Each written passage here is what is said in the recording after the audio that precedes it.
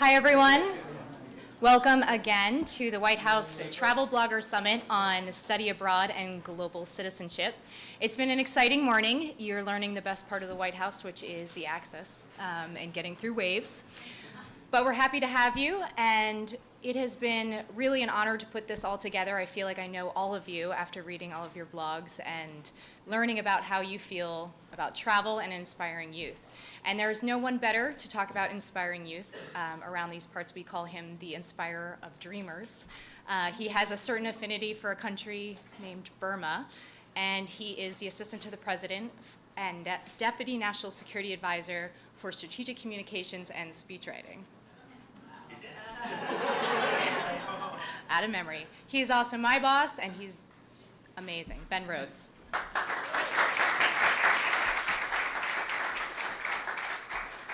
Thanks everybody for being here, and sorry for the inevitable delays getting in. Nobody has called me the inspirer of youth before. I just want that to be clear. Although I had the experience of aging in this job, which has taken me out of my youth. But we're really glad that you all could be here for what is a unique event, and I do want to thank Fran for pulling all this together. This is really her vision. But it's entirely consistent with a policy that President Obama has pursued in office, which he summed up in his State of the Union when he said earlier this year that expanding cultural and educational exchanges among young people is really a cornerstone of our effort to engage people around the world. I know we're particularly focused on opportunities for Americans to study abroad, to volunteer abroad. I myself was shaped by that experience, as I know many of you were. I studied abroad in Paris, which in U.S. government terminology wasn't exactly a hardship post. I had a lot of fun, but I also, learned something about myself and about other people that I could not have learned anywhere in the United States. And it helped shape who I am and the perspective that I brought to everything I've done ever since. And I think as we came in to office and looked at this question of how America engages in the world, what we've been steadily focused on for the last 6 years is trying to broaden the scope for engagement between the United States and government and people around the world. And frankly, we start from a position of, I think, recognizing that we have to catch up because people around the world engage each other in so many different ways, with travel being much easier than it was even 10 or 20 years ago, with social media and other types of networks that are forming organically. And I think what we're seeking to tap into is the fact that for the United States to truly thrive and for our people to thrive in a globalized world, we can't just rely on the traditional government-to-government contacts, business contacts, or even just traditional exchange programs. That we really need to get out of that comfort zone. Because frankly, the engagements that are going to shape perceptions of the United States and shape the experiences of the American people are largely the ones that are going to take place outside of embassies and consulates. It's going to be out in volunteer programs and educational exchange programs where Americans are shaping the perception of our country by the people they're engaging, but Americans themselves are being shaped by those experiences. Fran mentioned Burma, where there's been this historic opening in terms of our diplomatic relations, but in one of my trips there, what I was most struck by is the American Center, where we have young people teaching English and doing other educational programs. We could not literally facilitate the number of people who wanted to be in those classrooms. And again, not only is that transforming the lives of people who are getting access to information that they wouldn't otherwise have, it's transforming the lives of the Americans who are doing those programs, who are getting an experience that is truly unique. So the first principle that I want to just put forward is we want to broaden the way in which we're engaging people around the world in every way possible. And you all have ideas, I think, to share about how to get more Americans overseas, how to get more Americans traveling and studying abroad. And I think that's part of what's so valuable about today, because what we hear from you is going to be helpful to us as we design our programs and policies. The other thing, and I'll speak to some of those specific policies in a moment, the other thing I really want to hit at the top of this, though, is the fact that we're seeking to broaden and diversify the engagements that Americans have regionally around the world. I am kind of the standard person who went off to Europe with a Euro pass and had a good exchange program and traveled to European cities. I know a lot of Americans increasingly are going to places like China, where they see a future in the private sector. But the fact of the matter is, it's a big world, and it's much easier to access the world today than it was in the past. And the entire world, as we see such remarkable economic development and growth, is going to be far more relevant to the experiences of Americans than it was 50 years ago. So we have prioritized in our exchange programs and our engagement programs Sub-Saharan Africa, Southeast Asia, and Latin America, really emerging dynamic regions that haven't always been the destination for a broad number of Americans who are looking to study or volunteer abroad. But we really want to raise awareness of how dynamic these places are, how much opportunity there is for Americans in their future lives, in their private sector careers or in their public service careers to be engaged in these regions. So again, the two principles that I want to just lay down at the beginning of this conversation that we're having today is, number one, how do we get more Americans engaged overseas in shaping our own programs out of the U.S. government, and also how do we make sure that we're looking at the whole world, including emerging and developing regions, as well as the traditional destinations for American travel, tourism, and study abroad. I'll just speak to a number of initiatives that I think highlight what we're trying to do. One is the Young Leaders programs that we've launched. The Young African Leaders Program is an initiative that we launched in Sub-Saharan Africa, designed to tap into the fact that there's an enormous youth bulge in Africa, huge populations of people who are under 25 years old.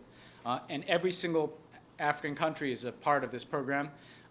They have a network of people that is over 50,000 who are connected virtually.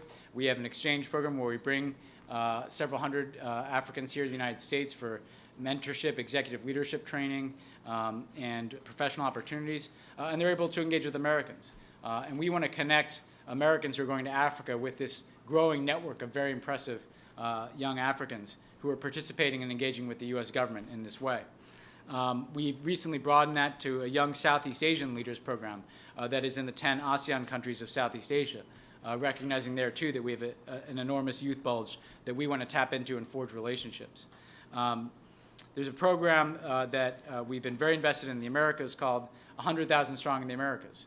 And what we did with this program is we looked at study abroad in terms of Americans studying in Latin America and Latin Americans studying in the United States, and the numbers were minuscule.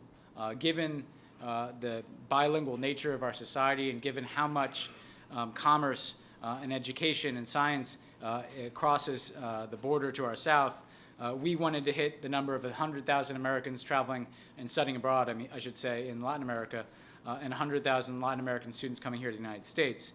And we've steadily built up those numbers towards that goal. Another program I'd highlight as us trying to find non-traditional ways of connecting Americans to others overseas is the Chris Stevens Initiative. Chris Stevens, as you know, was the ambassador who tragically lost his life in the Benghazi attacks, but he had worked his whole life in the Middle East and North Africa. And what we were creating is a virtual exchange program, recognizing that these are, in some cases, dangerous environments where you're not going to have the ability to have a study abroad experience. We can leverage technology to connect potentially millions of people through online exchanges. And this is a new area of travel and exchange where I think we also want to hear your ideas about how we can use technology to connect Americans here in the United States to individuals around the world who they wouldn't otherwise have a connection with, that they can learn from and forge connections with. So these are the types of programs that we're trying to do that go beyond traditional scholarships and exchange programs, but that promote Americans going overseas or other people coming here to the United States through either technology or other networks that the U.S. government can forge.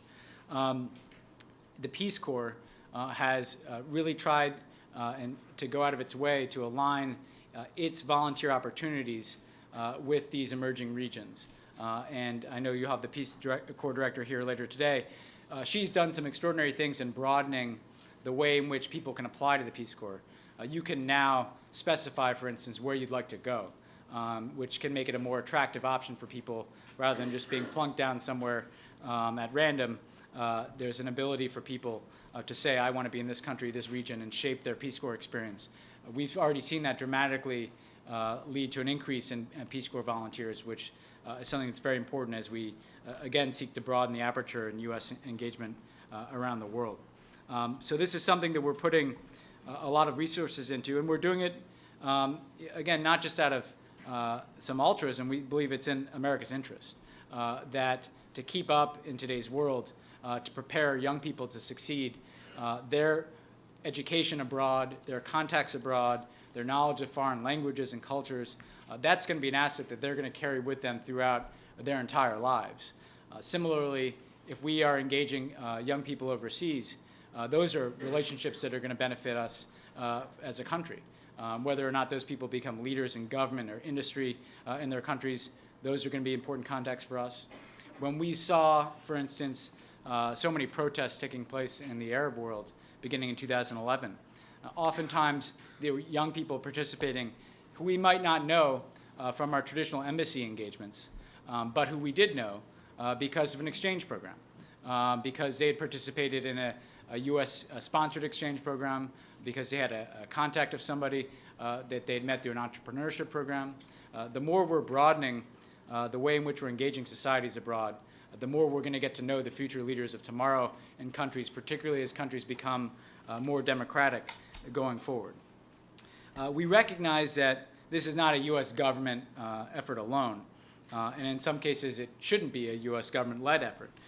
These need to be truly public-private partnerships to attract more people, to be more entrepreneurial, not that the federal government isn't a very nimble entity, but often the best ideas come from universities, NGOs, businesses that are starting to take on a bigger footprint in some of these countries, and in some cases individuals, I think, who have the best understanding of the texture of what's taking place in different parts of the world. But the U.S. government can be a convener, as we are today. We can bring people together around an idea, whether that's building out an exchange program at a university, whether or not that's finding internship opportunities for people who want to work overseas, or whether or not that's getting behind development and philanthropic work with what USAID can do. There's a lot of ways in which the United States government can plug into good ideas that are happening, good networks that are being built overseas, and that's what we want to continue to do. And again, I think that can be an important focus here today. So what we want to do is figure out, in talking to you, where can we make the most difference? Where should we be looking regionally at expanded exchanges, expanded education overseas? What types of partnerships can be forged outside of government?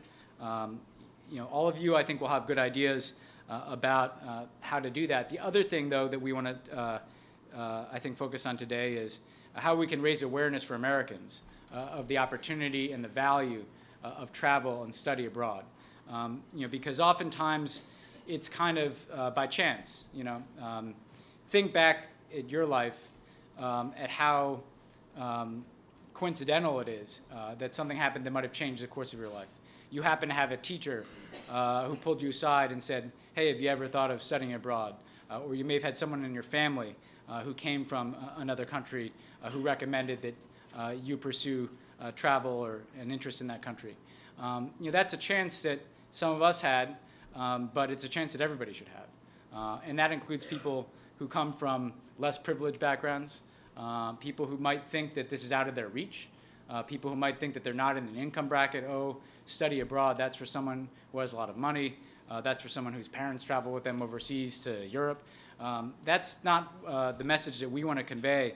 We want all Americans, whether they're at our best universities or whether they're at any of our schools across the country, whether there are community colleges who increasingly have links overseas, we want all Americans to recognize that there is a value in studying abroad. There's a value in engaging people around the world. There's a value personally. There's also a value professionally. And there are resources available to them. And I think oftentimes people don't recognize the resources that they can tap into, both from the U.S. government and from the private sector, to facilitate that type of experience that can have a profound impact on the rest of their lives. I'll just close by saying that I was recently in Indiana, and I was speaking at a number of schools. I spoke at Indiana State University. What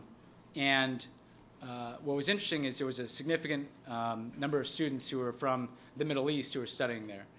You would not expect in Terre Haute, Indiana, there to be this large a population of students from the Middle East, but there had just been a history of exchanges at this particular school. And the guy who was showing me around, he was an immigrant himself, and he was telling the story of a young Muslim who had traveled on this exchange program. And Terre Haute is a very religious community. It's a very predominantly Christian community. And this young exchange student went to each of the churches in town and spoke at the churches about her experience as a Muslim and about Islam. And some of those went quite well. Some of them, there were very strong, passionate debates. But that changed that community. You hear the same thing about Americans and the experiences they have when they study abroad. That when they go, when I went to Malaysia, for instance, I met with a number of teachers who were teaching English out in villages in Malaysia. And I met with a group of them and their students. And the Americans spoke about how this experience of teaching in Malaysian villages had transformed their own life. That it broadened their perspective, that it showed them something about the world that was going to be relevant to whatever they did in their lives. But also, I spoke to the students there, and they said it transformed their view of America, that they had never thought of America as anything other than a war in the Middle East or a drone. And then suddenly these young people are there, and they're excited, and they're dynamic, and they're kind and generous, and they're suddenly seeing America in an entirely different light. That's the type of value that you can only get through these type of exchange programs. And I'll never forget that I asked each of the students what they were going to remember about their experience with these teachers who were 22, 23 years old. And there was one kid who had previously said that he was kind of angry, he had been a teenager, he was in difficult circumstances, and this teacher made a huge impact on his life. And when I said, what are you going to most remember about this experience? He said, I'm going to remember Kathy's smile. And that's the type of contact that can only come from people getting out of their comfort zone and going to a place that they never thought they'd go to and having that type of experience. So you all, I think, provide enormous insight into what types of connections can be forged around the world. You all have your finger on the pulse of things that we frankly can't do from here. So we want to make sure that we're hearing from you as we're thinking through our own approaches, but also we want to make sure you're hearing from people in the U.S. government who are doing different things in this space. Because, again, that may prompt a connection that might not have occurred to either of us heading into today. So thank you for being here. I believe Evan is speaking next, so everything is about to get better as I hand this over to a very talented and important and lovely person. So thank you. Thanks.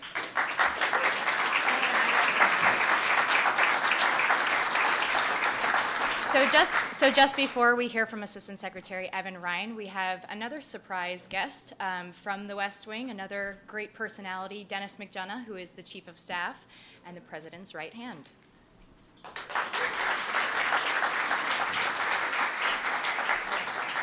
All right. Hello, everybody. I want to just say two things, and I'm going to take three questions. One is to say thank you for coming down, as evidenced by my friend Rob Fenstermacher, who came down from New York. We're really grateful for the fact that you've taken time out of your busy schedules to come down. That's one. Two, what you do is indelibly adding to the national interest every day. Ben has just enunciated a series of reasons why that's the case.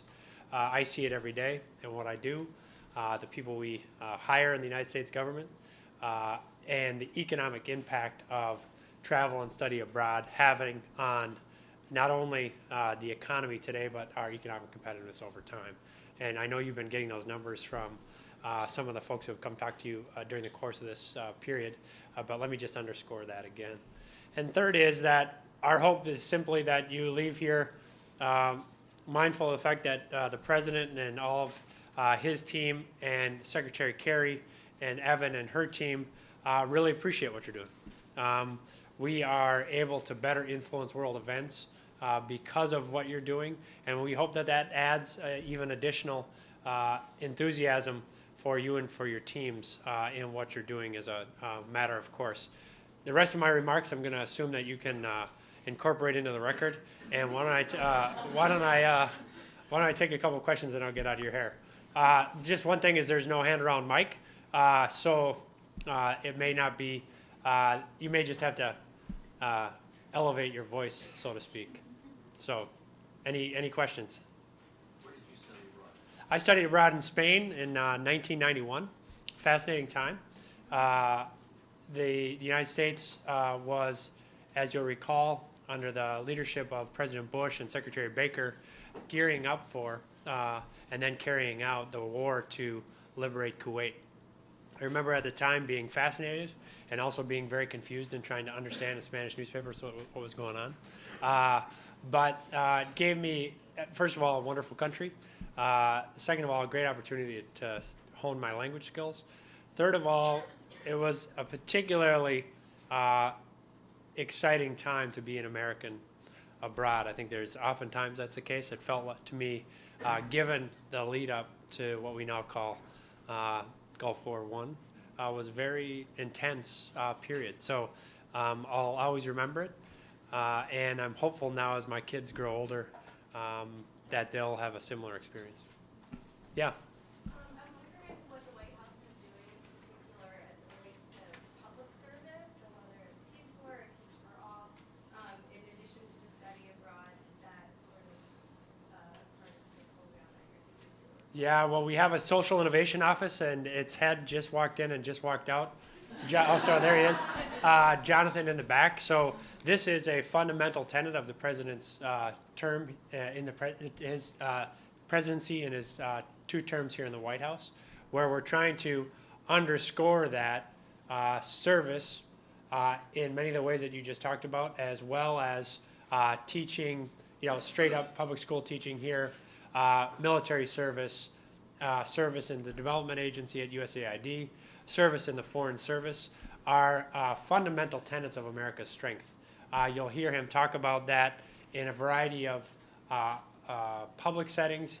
He also, in his personal interactions, either as he travels here or overseas, tries to make sure that he's interacting with and lifting up the stories of those patriots who are undertaking that service now. But I know you'll hear more about this from Jonathan over the course of the afternoon. Yeah. What kind of initiatives do you have in place for students who want to study abroad but can't necessarily afford it themselves? Well, the first thing is, and you'll get more on this during the course of the afternoon, but the first thing is we are aggressively pushing to make college in and of itself more affordable. That's in the course of just the last 6 months or so has involved 2 principal efforts.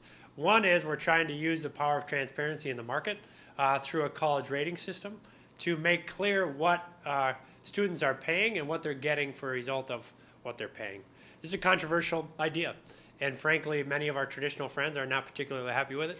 But we'll be rolling that out now. We've been undertaking the methodological research out of the Council of Economic Advisors to prepare the rollout of that scorecard, and that will happen over the course of now 2015, where parents and students will be able to take a look at value proposition of individual colleges. That's one. 2 is to make sure that, as we're also trying to drive down the cost of college, make sure that affordability of student loans is more tenable and more sustainable. The numbers that we're seeing of students now graduating with debt is remarkable, contributing to a lot of troubling developments among millennials, as we call them, you young people these days. And so we had a very good breakthrough early last summer on a bipartisan measure to decrease the cost of student loans, and we'll continue to work that. That's one of the things that I know, for example, Senator Alexander, who's taking over the Health Commission, the Education Commission Committee in the Senate wants to work on. Third is then just making sure that in terms of making sure that students have access not only to loans, but also to grants. And one of the big things that came out of 2009 and 2010, which we continue to be able to invest in working families, is a dramatic expansion of the availability of Pell Grants. And those numbers have been quite astounding, and we'll continue to push on that in the years to come as those early years funding peters out. So the bottom line is, we don't see the cost of foreign travel or foreign study as separate or apart from the cost of college here, for the reasons that Ben pointed out. And then at the end of the day, the value proposition of what you get from a college education is obviously something that we're continuing to lift up. Why don't I take one more, and then I'll let you get back to work.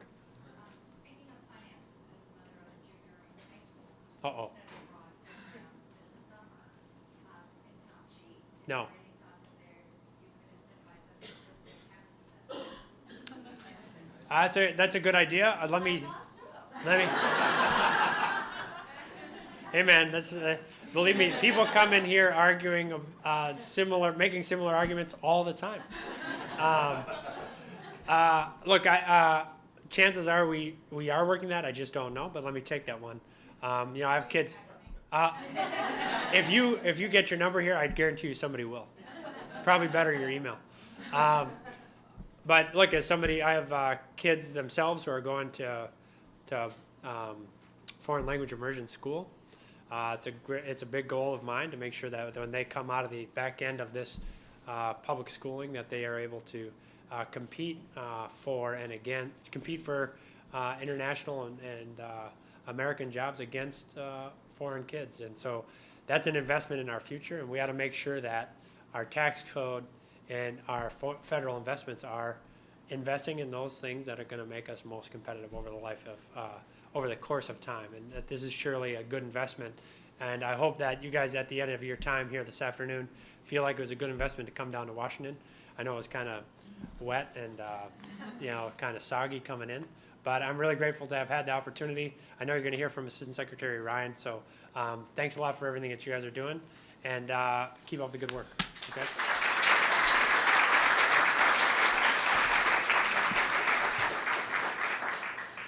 Thank you all so much. I am the Assistant Secretary at the Bureau of Educational and Cultural Affairs at the State Department, and I've been in that job for about 14 months. And before I was there, I worked here with Vice President Biden. So I'm going to give you a little bit of inside White House information right now. You all had the White House Chief of Staff, Dennis McDonough, and Deputy National Security Advisor Ben Rhodes. It's a very big deal that you had them both here with you today. So I just to give you a sense of the level of importance that the White House places on this, it's really something to have both of them here. So we want to thank Dennis and Ben for both being here.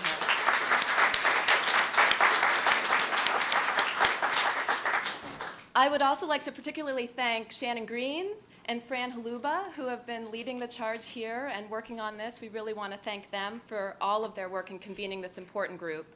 And just for a second, I would like to thank my team, Liz Allen and Megan Curtis and Heidi Manley and Anthony Colia. If you all could raise your hands, as I just saw with Dennis, they'll be here throughout the day.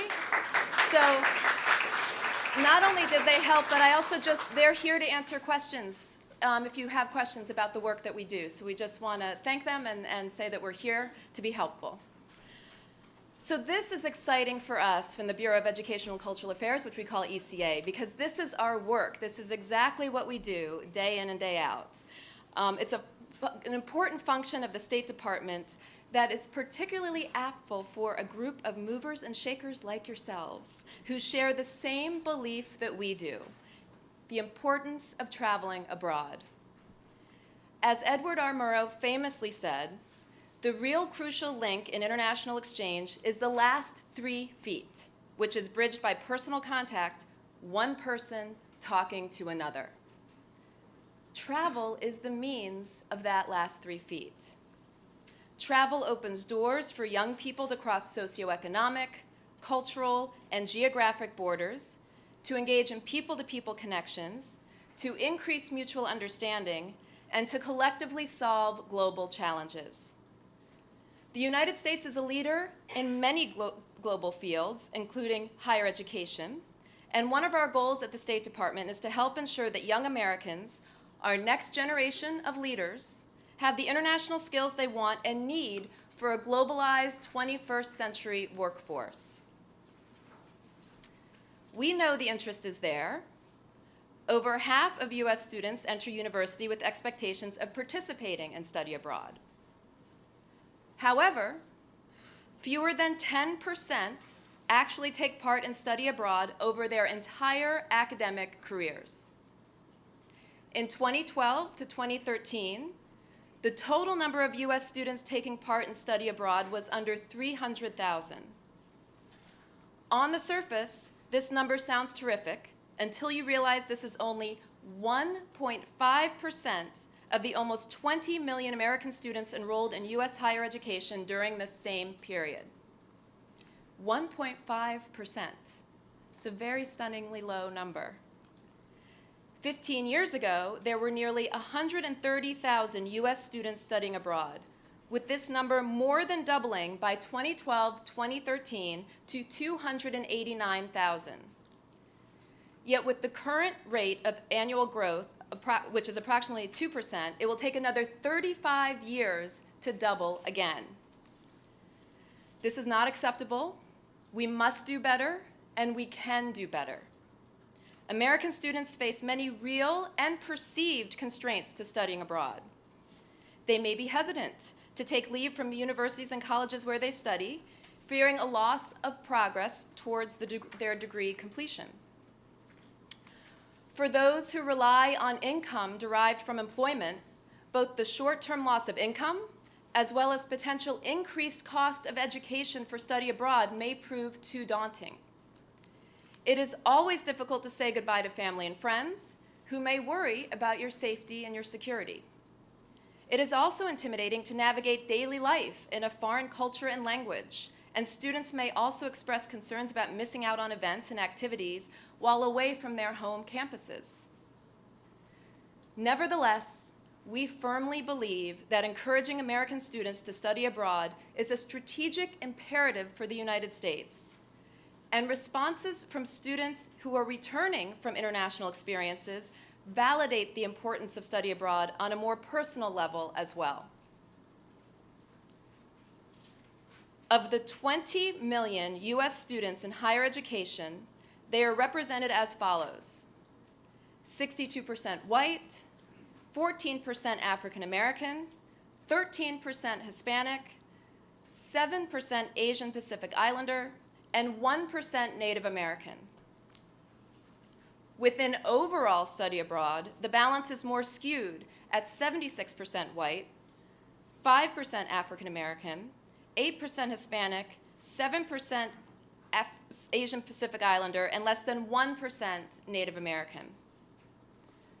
While we need to increase study abroad overall, we specifically need to ensure that students of all backgrounds, including racial and ethnic, as well as socioeconomic status, are better represented. As it stands, fewer minority students study abroad than are represented in higher education overall. Over the past 15 years, we have seen slight improvements in reaching more diverse students through study abroad.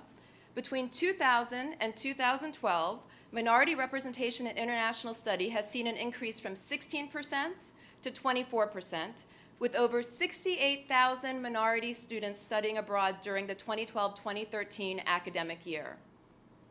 We are making progress, but we can do better to be more reflective of American society.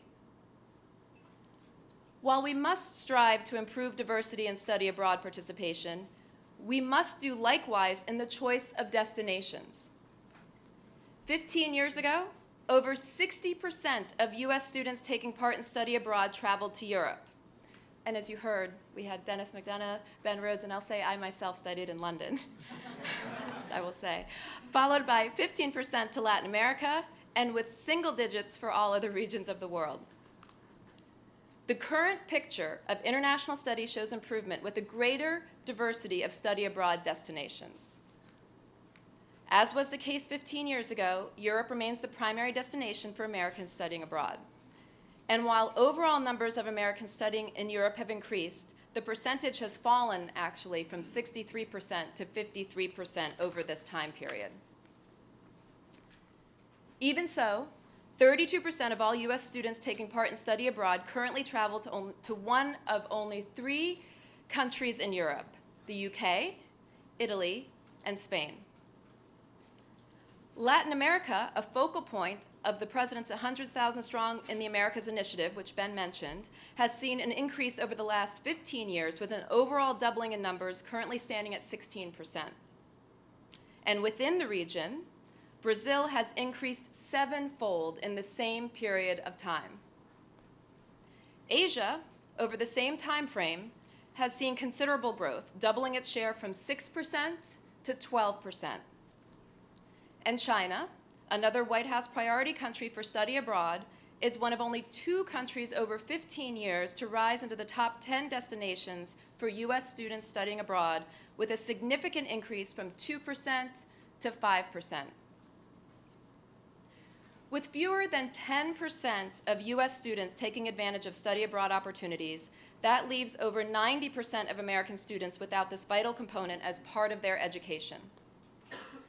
We must strive to expand overall participation rate in study abroad, make sure to further diversify student participation so as to better reflect American society overall, and we must ensure that Americans are learning about the peoples and cultures across the entire world, not just a handful of countries. Why must more Americans study abroad? It is crucial for our country's next generation of leaders to travel, live, work, intern, or volunteer abroad in order to gain the skills needed to understand and operate within the global political and economic landscape of the 21st century. It is in America's national interest, writ large, to build and sustain a globally minded and internationally literate workforce, not just for government, but for private industry and society more broadly. At the State Department, we want to increase the overall number of Americans studying abroad and do so by better reaching parts of American society that are currently underrepresented. We desire to see more young people travel to destinations where fewer Americans have studied and to learn critical languages like Arabic, Chinese, Hindi, and Russian. Americans who study abroad become unofficial ambassadors for our country, defining American values and debunking stereotypes. They gain critical perspectives and begin to establish networks that enhance their individual prospects in the global marketplace and their future potential as global problem solvers. We send over 7,000 Americans, from high school students to college students to young professionals, abroad on exchange programs every year. We recruit exchange participants from institutions across the United States, including large land-grant universities, small liberal arts colleges, minority-serving institutions, community colleges, and other educational institutions. We seek to ensure that our exchange programs are representative of US ethnic and racial diversity, and that students with disabilities and students in fields underrepresented in study abroad participate as well. We offer a variety of exchange programs and models, from as short as a few weeks to as long as an academic year. We do this in order to accommodate the demands, interests, and academic schedules of all US students. Many of our US student exchange participants study, research, learn languages, and teach English abroad in communities in which they may be the first Americans that local citizens have ever met. I want to quickly mention just a few of our programs, noting that there's more information on these programs and others available in the handout that you were given, or I think was on your seats, yes, okay. Our National Security Language Initiative for Youth and Critical Language Scholarship programs offer US high school students and college students fully funded intensive summer language institutes overseas in a number of critical foreign languages like the ones I've just previously mentioned. Through these programs, we are focusing on the acquisition of valuable linguistic skills while also imparting cultural knowledge and encouraging the development of networks. Our Benjamin A. Gilman International Scholarship Program targets populations traditionally underrepresented in study abroad by offering scholarships for academic studies or career-oriented internships abroad to US undergraduate students who receive Pell Grants. So I was listening earlier that hopefully that's an answer to one of the questions that we had, but we're happy to speak to that further. The Gilman program breaks those troubling diversity barriers that we've mentioned, with 56% of Gilman scholars representing ethnic minority groups and almost 40% the first in their families to go to college. Over 70% of Gilman scholars studied outside of Western Europe, and an equal number studied a language, often a critical language, during their time abroad. The Fulbright U.S. student program is sending a record number of American students overseas this coming year. These recent college graduates, graduate students, and early career professionals will conduct research in large cities and small villages across the globe, engaging with local citizens and becoming part of the fabric of their overseas community, while also gaining important linguistic and cultural skills. The Fulbright program continues to innovate and find new ways to engage talented, highly motivated Americans early in their careers. The new Fulbright National Geographic Digital Storytelling Fellowship will allow fellows to research and share narratives on globally significant issues through new media platforms, hopefully encouraging the next generation of student travelers. Study abroad is often considered the pivotal event of many young people's lives. It is the moment that the world is opened up to them and that many of them find that their preconceived notions are turned upside down. It is a time of great discovery, both of the world and of oneself. Having studied abroad myself, I can personally attest to the transformative experience of studying outside of your own country, but also outside of your own comfort zone. While we are proud of our role in supporting over 7,000 Americans who receive scholarships from State Department programs each year, we are only the leading edge in fostering and responding to interest in today's globally minded students. With this recognition, I'm pleased to announce that we are establishing a new office in our bureau, the U.S. Study Abroad Office.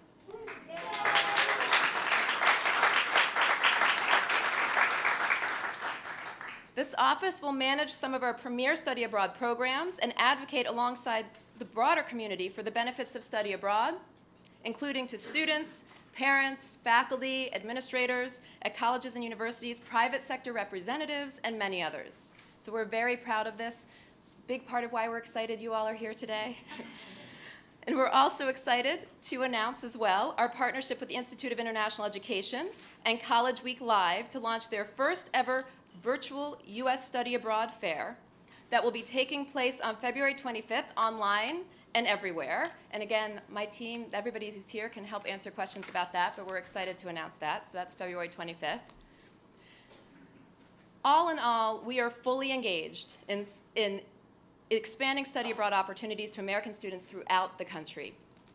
Our partners in the business and nonprofit sectors, many of who I know are joining us here today, can contribute as well, and I'm hoping that you'll be inspired to do so. Let's think and work creatively together to share the values of study abroad for our workforce and our society, to encourage young people to gain a global perspective as part of their studies, and to make the most of the talented and globally minded individuals who have benefited from study abroad by hiring them and working with them to solve our social and economic challenges. As travel bloggers, you all are experts in communication and in technology. That is why you're here. And there's a lot of talent and experience and creativity just in this room. It is our hope that each of you will join us in touting the benefits of study abroad and encouraging greater and more diverse numbers of American students to travel and study abroad. We know that today's globally minded students have a strong interest in either studying abroad or in working abroad. Surveys over the past 10 years show that well over half of our current or incoming college students share this interest. So why aren't more students studying abroad?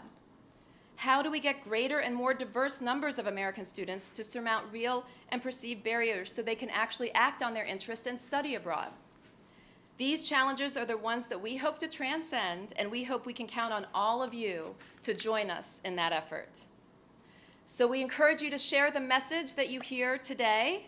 Study abroad is important, and study abroad is for everyone. Blog about it, tweet about it. I see that you're already tweeting about it, I know.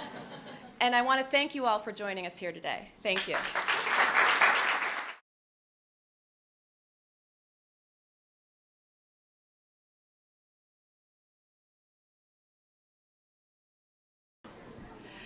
Hi, everyone. Welcome again to the White House Travel Blogger Summit on Study Abroad and Global Citizenship. It's been an exciting morning. You're learning the best part of the White House, which is the access and getting through waves.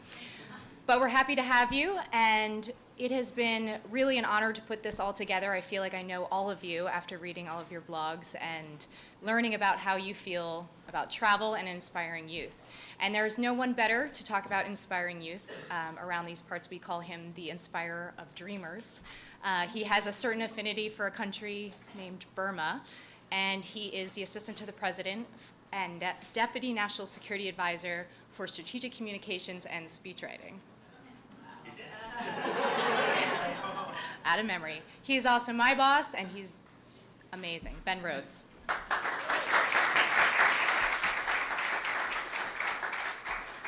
Thanks everybody for being here, and sorry for the inevitable delays getting in. Nobody has called me the inspirer of youth before. I just want that to be clear. Although I had the experience of aging in this job, which has taken me out of my youth. But we're really glad that you all could be here for what is a unique event, and I do want to thank Fran for pulling all this together. This is really her vision. But it's entirely consistent with a policy that President Obama has pursued in office, which he summed up in his State of the Union when he said earlier this year that expanding cultural and educational exchanges among young people is really a cornerstone of our effort to engage people around the world. I know we're particularly focused on opportunities for Americans to study abroad, to volunteer abroad. I myself was shaped by that experience, as I know many of you were. I studied abroad in Paris, which in U.S. government terminology wasn't exactly a hardship post. I had a lot of fun, but I also, learned something about myself and about other people that I could not have learned anywhere in the United States. And it helped shape who I am and the perspective that I brought to everything I've done ever since. And I think as we came in to office and looked at this question of how America engages in the world, what we've been steadily focused on for the last 6 years is trying to broaden the scope for engagement between the United States but the fact of the matter is it's a big world, and it's much easier to access the world today than it was in the past. And the entire world, as we see such remarkable economic development and growth, is going to be far more relevant to the experiences of Americans than it was 50 years ago. So we have prioritized in our exchange programs and our engagement programs Sub-Saharan Africa, Southeast Asia, and Latin America, really emerging dynamic regions that haven't always been the destination for a broad number of Americans who are looking to study or volunteer abroad. But we really want to raise awareness of how dynamic these places are, how much opportunity there is for Americans in their future lives, in their private sector careers or in their public service careers to be engaged in these regions.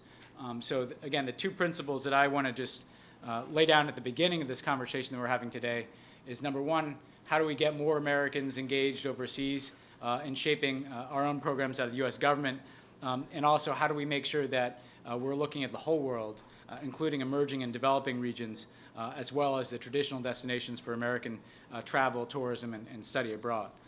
I'll just speak to a number of initiatives that I think highlight what we're trying to do. One is government and people around the world. And frankly, we start from a position of, I think, recognizing that we have to catch up because people around the world engage each other in so many different ways, with travel being much easier than it was even 10 or 20 years ago, with social media and other types of networks that are forming organically. And I think what we're seeking to tap into is the fact that for the United States to truly thrive and for our people to thrive in a globalized world, we can't just rely on the traditional government-to-government contacts, business contacts, or even just traditional exchange programs. That we really need to get out of that comfort zone. Because frankly, the engagements that are going to shape perceptions of the United States and shape the experiences of the American people are largely the ones that are going to take place outside of embassies and consulates. It's going to be out in volunteer programs and educational exchange programs where Americans are shaping the perception of our country by the people they're engaging, but Americans themselves are being shaped by those experiences. Fran mentioned Burma, where there's been this historic opening in terms of our diplomatic relations, but in one of my trips there, what I was most struck by is the American Center, where we have young people teaching English and doing other educational programs. We could not literally facilitate the number of people who wanted to be in those classrooms. And again, not only is that transforming the lives of people who are getting access to information that they wouldn't otherwise have, it's transforming the lives of the Americans who are doing those programs, who are getting an experience that is truly unique. So the first principle that I want to just put forward is we want to broaden the way in which we're engaging people around the world in every way possible. And you all have ideas, I think, to share about how to get more Americans overseas, how to get more Americans traveling and studying abroad. And I think that's part of what's so valuable about today, because what we hear from you is going to be helpful to us as we design our programs and policies. The other thing, and I'll speak to some of those specific policies in a moment, the other thing I really want to hit at the top of this, though, is the fact that we're seeking to broaden and diversify the engagements that Americans have regionally around the world. I am kind of the standard person who went off to Europe with a Euro pass and had a good exchange program and traveled to European cities. I know a lot of Americans increasingly are going to places like China, where they see a future in the private sector.